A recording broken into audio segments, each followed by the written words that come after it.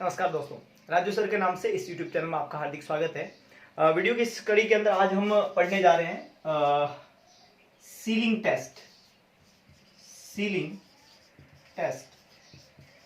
Last lecture के अंदर हमने पढ़ा है पर्निशियस एनीमिया को, और पर्निशियस एनीमिया जो है एक स्पेशल टाइप का एनीमिया था जिसमें ऑटो इम्यून डिस्ट्रक्शन हो जाता है गैस्ट्रिक पैराइटल सेल का, और स्पेशली इन फंडस पार्ट, और due to that destruction there is formation of anti-parietal antibody and anti-intrinsic antibody, and due to this there is deficiency of intrinsic factor, and due to this there is deficiency of vitamin B12, and due to this there is formation of a special type of anemia, type of macrocytic megaloblastic anemia, and most common cause of vitamin B12 deficiency anemia, that is pernicious anemia.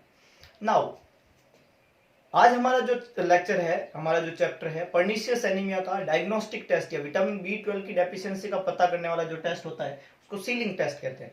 तो Schilling test is a special type of test which is used some time to investigate deficiency of vitamin B12, है ना। Schilling test is a special type of test और special type of investigation which is used some time to determine vitamin deficiency of vitamin B12 की deficiency का पता करने के लिए कभी कभी इस टेस्ट को हम काम में लेते हैं, और जिस टेस्ट का क्या नाम है, सीलिंग टेस्ट है ना। सीलिंग जो नाम है वो रॉबर्ट एफ सीलिंग जो है साइंटिस्ट थे जिन्होंने इसके बारे में बताया, तो उनके नाम पे इस टेस्ट का नाम पड़ा सीलिंग टेस्ट। मतलब why it is known as Schilling test, because a scientist which give this this is known as the scientist named Robert F ceiling, इसलिए इस टेस्ट का नाम पड़ गया सीलिंग टेस्ट। सीलिंग भाई साहब का दिया हुआ टेस्ट सीलिंग टेस्ट, सिंपल है।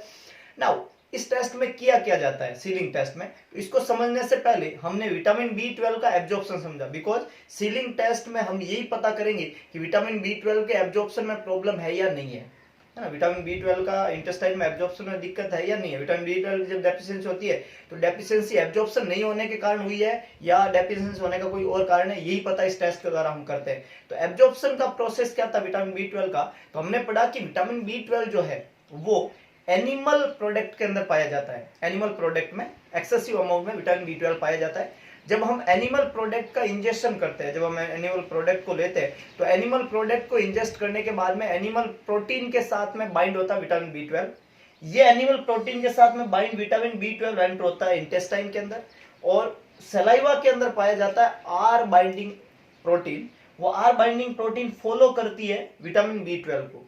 जब विटामिन B12 स्टोमक के अंदर पहुंच जाता है तो स्टोमक की पैराइटल सेल के द्वारा सीक्रेट होने वाला पेप्सिन और हाइड्रोक्लोरिक एसिड, चीफ सेल के द्वारा सीक्रेट होने वाला पेप्सिनोजन जो पेप्सिन में कन्वर्ट होता है, और पैराइटल सेल सीक्रेट करती है हाइड्रोक्लोरिक एसिड और इंट्रिंसिक फैक्टर। तो ये जो पेप्सिन और हाइड्रोक्लोरिक एसिड है, स्पेशली पेप्सिन, वो इस प्रोटीन को, एनिमल प्रोटीन को जो बाइंड करके रखते हैं विटामिन B12 को, उसको डाइजेस्ट कर लेता है। ये एनिमल प्रोटीन डाइजेस्ट होने के बाद में विटामिन B12 फ्री हो जाता है, और अब विटामिन B12 के साथ में बाइंड होने वाली दो चीजें यहाँ पे है। एक यहाँ पे है इंट्रिंसिक फैक्टर, और दूसरा हमने पढ़ा यहाँ पे आर बाइंडर प्रोटीन। जो आर बाइंडर प्रोटीन जो है वो ओरल एरिया से इसको फॉलो कर रही है।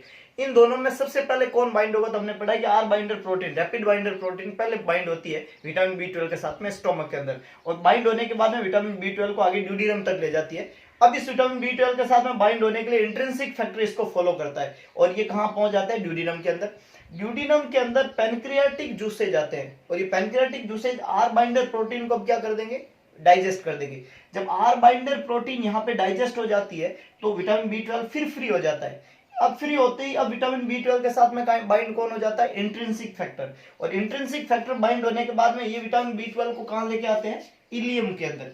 इलियल की सेल जो है वहां पे पाए जाते हैं रिसेप्टर साइट, और इस रिसेप्टर साइट के साथ में बाइंड होती है इंट्रिंसिक फैक्टर, और इंट्रिंसिक फैक्टर जैसे रिसेप्टर से बाइंड होता है, इसकी सेल को पता चलता है कि विटामिन B12 के जो है वहां पे एंट्री हुई है इंट्रिंसिक फैक्टर के साथ में, तो वो कुछ प्रोटीन जो है एंजाइम रिलीज करती है जो इंट्रिंसिक फैक्टर को तो डाइजेस्ट कर लेते हैं और विटामिन B12 को क्या कर देते हैं, absorb.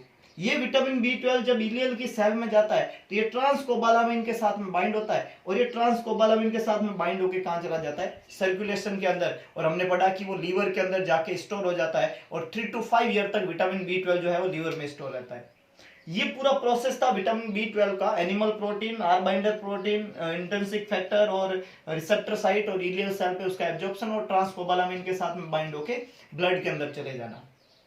Now in sealing test, the test which is used for the assessment of deficiency of vitamin B12 है ना, का deficiency, why there is deficiency of vitamin B12, either problem with absorption or not, ये पता करने के लिए test किया जाता है।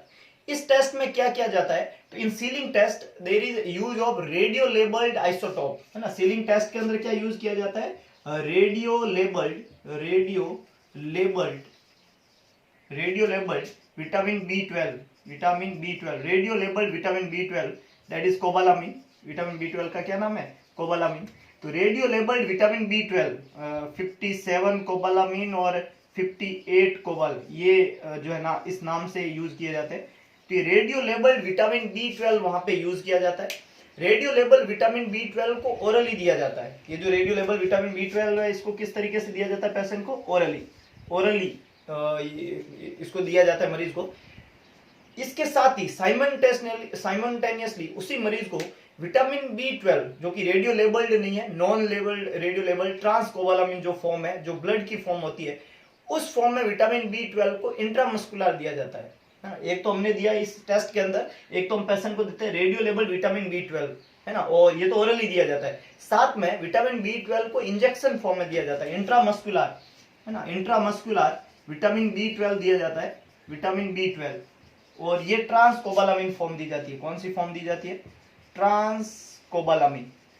ये जो ट्रांसकोबालामिन फॉर्म में विटामिन B12 को हमने इंट्रामस्कुलर दिया, इसके देने का पर्पज क्या है कि ब्लड के अंदर और स्पेशली लीवर के अंदर जो विटामिन B12 की रिसेप्टर साइट है, वो सारी रिसेप्टर साइट के साथ में बाइंड हो जाए विटामिन B12, है ना। इस टेस्ट के अंदर हमने क्या किया, एक तो ओरल फॉर्म में रेडियो लेबल्ड विटामिन B12 दिया, एक इंट्रामस्कुलर फॉर्म में विटामिन B12 दिया। इंट्रामस्कुलर विटामिन B12 देने का रीजन हमारा था कि जो विटामिन B12 है वो लीवर में जो B12 की रिसेप्टर साइट है, जो ब्लड के अंदर B12 की जो साइट्स है, वहां पे ये विटामिन B12 जाके क्या हो जाए, बाइंड हो जाए। अब जो हमने ओरल फॉर्म में विटामिन B12 दिया, रेडियो लेबल विटामिन B12 दिया, वो B12 जो है यहां से होता हुआ कहां आएगा, इलियल साइट पे, यहां से ये क्या हो जाएगा, एब्जॉर्ब होके कहां जाएगा, ब्लड के अंदर। जब ये एब्जॉर्ब होके ब्लड के अंदर जाएगा, मान लो ये सर्कुलेशन है, जब ये एब्जॉर्ब होके कहां जाएगा, रेडियो लेबल विटामिन B12 किस में गया, सर्कुलेशन के अंदर, तो उसकी जो रिसेप्टर साइट है, बाइंडिंग साइट है, वहां पे पहले से ही विटामिन B12 हमने इंट्रामस्कुलर फॉर्म में दिया और वो सब साइट को क्या कर चुका है, बाइंड कर चुका है। तो देयर इज वेरी लेस और वेरी फ्यू साइट जो है वहां पे बची हुई रहती है जहां पे ये बाइंड हो सके। ओनली 10% साइट आर देयर, बाकी 90% साइट जो है वो बाइंड हो चुकी है विटामिन B12 के साथ में। तो इस रेडियो लेबल विटामिन B12 को अपना सर्कुलेशन या लीवर नहीं लेता है। जब वो नहीं लेगा तो ये ब्लड के थ्रू कहां जाएगा, ये ब्लड के थ्रू जाएगा किडनी के पास में, this is a sexy kidney, ये जो किडनी है इसके पास में जाएगा, और इसके पास में जब ये जाएगा तो ये किडनी से छन के यूरिन के थ्रू बॉडी से क्या हो जाएगा, एक्सक्रीट आउट हो जाएगा। This is condition number 1। हमने रेडियो लेबल विटामिन B12 दिया मरीज को। if there is no problem, only vitamin B12 deficiency but there is no problem with absorption, तो विटामिन B12 गया, B12 जाने के बाद में एब्जॉर्ब हुआ, ये रेडियो लेवल विटामिन B12 है, ये एब्जॉर्ब हुआ, हमने साथ में विटामिन B12 इंजेक्शन फॉर्म में दिया, उसने सारी जगह को क्या कर दिया, बाइंड कर दिया, तो ये यहाँ तो रहेगा नहीं बॉडी में, तो ये क्या होगा, किडनी के पास में जाके यूरिन के थ्रू बॉडी से एक्सक्रीट आउट हो जाएगा। तो अगर विटामिन B12 यूरिन के अंदर प्रेजेंट है, अगर विटामिन B12 यूरिन के अंदर प्रेजेंट है और सिग्निफिकेंट अमाउंट के अंदर प्रेजेंट है, हम उस विटामिन जिस मरीज को हमने ये टेस्ट किया उसके 24 आवर्स का यूरिन कलेक्ट करता है, 24 घंटे का यूरिन कलेक्ट करता है, और 24 घंटे के यूरिन में सिग्निफिकेंट अमाउंट के अंदर radio label vitamin B12 present है, ये इंडिकेट करता है कि there is no problem with absorption के साथ में कोई प्रॉब्लम नहीं है, और पेशेंट का पूरा एब्जॉर्प्शन का जो सिस्टम है वो नॉर्मल है। तो मरीज में जो विटामिन B12 की डेफिशिएंसी है वो इंटेक नहीं हो पाने की वजह से है, इसलिए मरीज के विटामिन B12 के इंटेक को बढ़ाओ तो उसके B12 की डेफिशिएंसी जो है वो ट्रीट हो जाएगी। This is the case number 1। पहला केस हमने टेस्ट किया, सीलिंग टेस्ट, मरीज आया, विटामिन B12 की डेफिशिएंसी थी, हमने टेस्ट किया ओरली रेडियो लेवल विटामिन B12 दिया, इंट्रामस्कुलर फॉर्म में ये दिया, ओरल देने से वो विटामिन B12 आया, कहीं भी एब्जॉर्प्शन की प्रॉब्लम नहीं थी तो वो आराम से एब्जॉर्ब हो गया और ब्लड में चला गया। जब वो ब्लड में गया तो वो ब्लड में ना रुके, इसके लिए हमने जो इंट्रामस्कुलर विटामिन B12 दिया वो सारी रिसेप्टर साइट को जो है बाइंड कर देता है, तो ये रेडियो लेवल विटामिन B12 ब्लड में एब्जॉर्ब नहीं हो पाता है, तो किडनी के थ्रू यूरिन से बॉडी से एक्सीट आउट होता है। 24 आवर्स का यूरिन हम कलेक्ट करते हैं और इस यूरिन में इसका अमाउंट देखते हैं तो वो सिग्निफिकेंट अमाउंट के अंदर वहां पे प्रेजेंट होता है, और अगर वो सिग्निफिकेंट अमाउंट में वहां पे प्रेजेंट है तो इंडिकेट करता है कि विटामिन B12 के एब्जॉर्प्शन में कोई प्रॉब्लम नहीं है और इनटेक को बढ़ावा दो, क्योंकि डेफिशिएंसी है इनटेक नहीं हो पाने के कारण। This is the case number 1। Now case number 2, ये जो था प्रोसेस ये केस नंबर 1 था, ये फर्स्ट केस में था, case first. Case number 2, second case, इस मरीज को हमने क्या किया, रेडियो लेवल विटामिन B12 दिया और B12 देने के बाद में 24 आवर्स का यूरिन कलेक्ट किया, तो हमने देखा कि there is no vitamin B12 in urine, urine में विटामिन B12 नहीं था, यूरिन में विटामिन B12 नहीं था, तो इसका मतलब विटामिन B12 एब्जॉर्ब नहीं हुआ। विटामिन B12 के एब्जॉर्ब नहीं होने का मोस्ट कॉमन कारण जो होता है वो इंट्रिंसिक फैक्टर का डेफिशिएंसी होता है। तो हमने क्या किया, इस पेशेंट को रेडियो लेवल विटामिन B12 दिया, रेडियो लेवल विटामिन B12 दिया, और इस B12 के साथ में हमने क्या किया, इस मरीज को इंट्रिंसिक फैक्टर दिया, इस मरीज को क्या किया, इंट्रिंसिक फैक्टर दिया।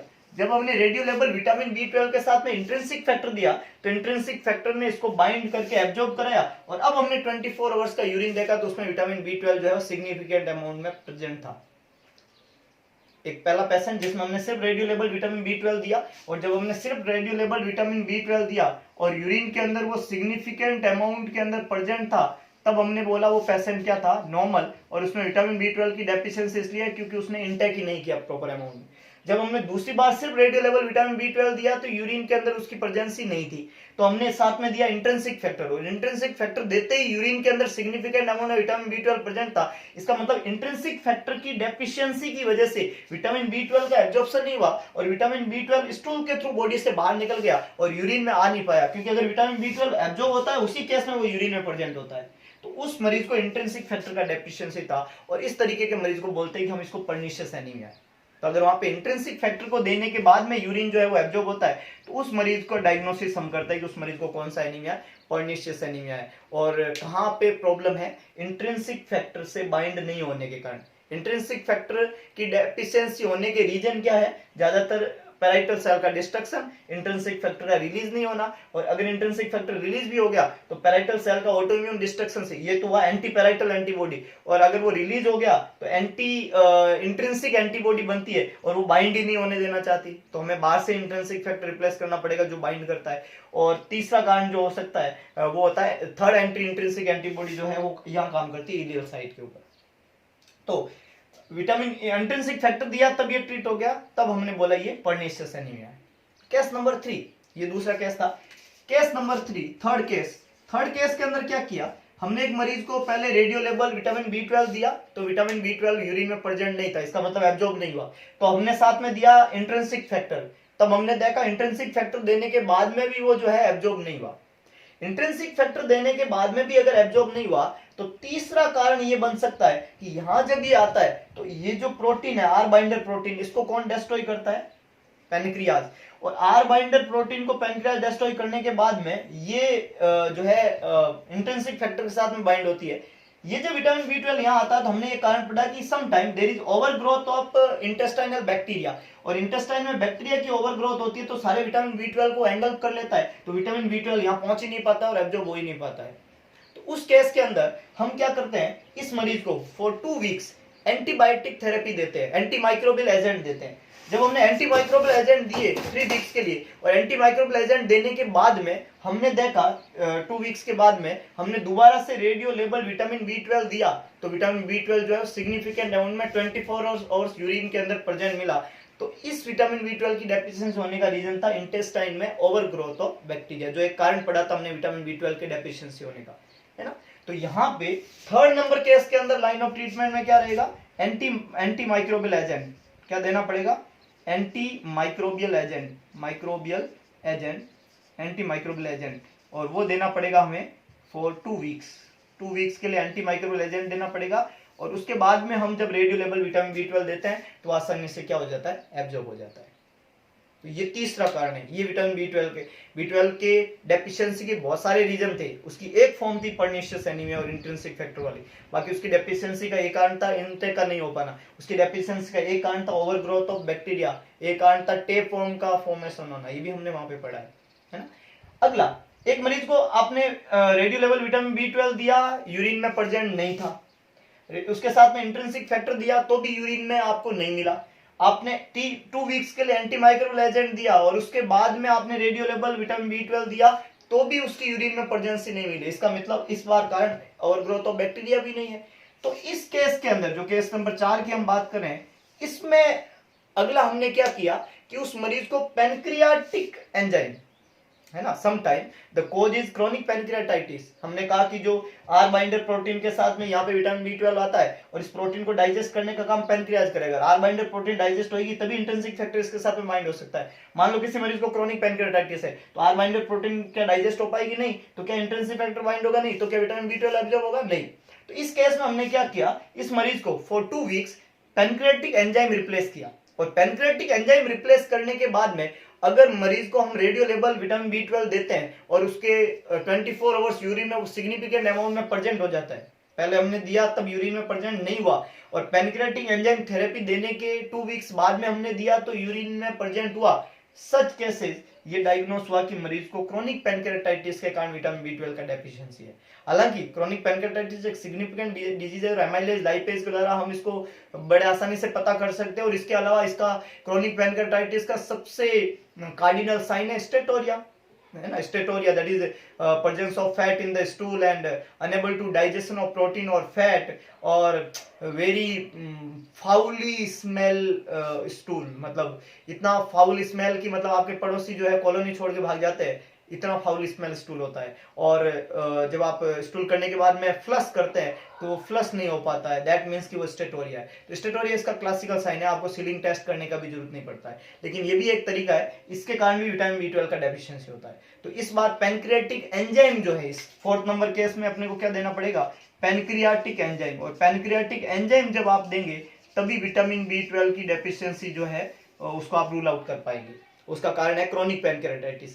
केस नंबर 5, एक पेशेंट है जिसको हमने विटामिन बी ट्वेल्व दिया, रेडियो लेवल विटामिन बी ट्वेल्व दिया, यूरिन में उसकी प्रेजेंसी नहीं मिली, इसका मतलब नॉर्मल तो नहीं है। तो हमने इंट्रिंसिक फैक्टर दिया तब भी यूरिन में प्रेजेंसी नहीं मिली, इसका मतलब सिर्फ इंट्रिंसिक फैक्टर का डेफिशिएंसी वाली बात भी नहीं है।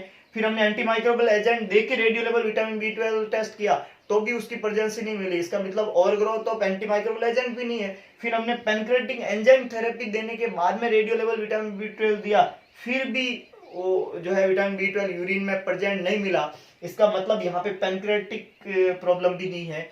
That time the deficiency is occur due to the ileal site। इस बार डेफिशिएंसी का रीजन कौन सा है, इलियल साइट। और इलियल साइट के ऊपर क्या हो रहा है, ये जो रिसेप्टर साइट है उसमें गड़बड़ है और उसकी वजह से विटामिन बी ट्वेल्व यहाँ से क्या नहीं हो पा रहा है, एब्जॉर्ब नहीं हो पा रहा है, इस रिसेप्टर साइट के ऊपर प्रॉब्लम है। This is the case number 5। Case number 5, the problem at the ileal receptor site. कहाँ पे प्रॉब्लम है, ileal receptor site, ileal receptor site, यहाँ पे प्रॉब्लम है। तो what is Schilling test? Schilling test is a test, Schilling test is a test which is discovered by Robert F. Seelig। ये भाई साहब थे जिन्होंने इस टेस्ट के बारे में बताया। और सीलिंग टेस्ट क्यों यूज किया जाता है, it is use sometime to assess to determine the deficiency of vitamin B twelve. Vitamin B twelve की डेफिशिएंसी अगर किसी मरीज को है तो क्यों है, ये डिटरमाइन करने के लिए टेस्ट किया जाता है। और इस टेस्ट में ये पता किया जाता है कि विटामिन बी ट्वेल्व का एब्जॉर्प्शन हो रहा है या नहीं हो रहा है। और इस टेस्ट के अंदर जो सैंपल हम ले रहे हैं वो 24 आवर्स यूरिन का कलेक्शन कर रहे हैं। सीलिंग टेस्ट के अंदर पेशेंट को रेडियो लेबल्ड आइसोटॉप्स कोबालामिन 57 और कोबालामिन 58 ओरली दिया जाता है और इस के साथ में मरीज को इंट्रामस्कुलर विटामिन बी ट्वेल्व की ट्रांसकोबालामिन फॉर्म दी जाती है। ये इंट्रामस्कुलर फॉर्म देने का रीजन है कि लीवर और ब्लड के अंदर जो विटामिन बी ट्वेल्व की साइट है उस सारी साइट को क्या कर दे, बाइंड कर दिया जाए, ताकि ये जो रेडियो लेबल्ड है ये बॉडी के अंदर एब्जॉर्ब ना हो। जब ये vitamin B twelve case first के अंदर हमने जब रेडियो लेवल विटामिन बी ट्वेल्व दिया और ये जब ब्लड के अंदर गया तो सारी बाइंडिंग साइट जो है वो विटामिन बी ट्वेल्व जो हमने दिया था इंट्रामस्कुलर उसने बाइंड कर दी। तो ये किडनी के थ्रू यूरिन के अंदर बाहर निकल जाता है और 24 आवर्स यूरिन के कलेक्शन में सिग्निफिकेंट अमाउंट में विटामिन बी 12 प्रेजेंट होता है। अगर ऐसा होता है तो हम देखते हैं कि वहां पे विटामिन बी 12 की डेफिशिएंसी होने का रीजन एब्जॉर्प्शन में क्या प्रॉब्लम नहीं है, इंटेक नहीं होने की वजह से पेशेंट का विटामिन बी 12 का इंटेक बढ़ा हो तो विटामिन बी 12 की डेफिशिएंसी ठीक हो जाएगी और ये मैक्रोसिटिक मैग्लोब्लास्टिक टाइप का एनीमिया कहलाएगा। दूसरे केस में हमने यही टेस्ट किया लेकिन यूरिन के अंदर सिग्निफिकेंट अमाउंट में विटामिन बी 12 नहीं मिला, दैट मीन्स कि there is problem with absorption.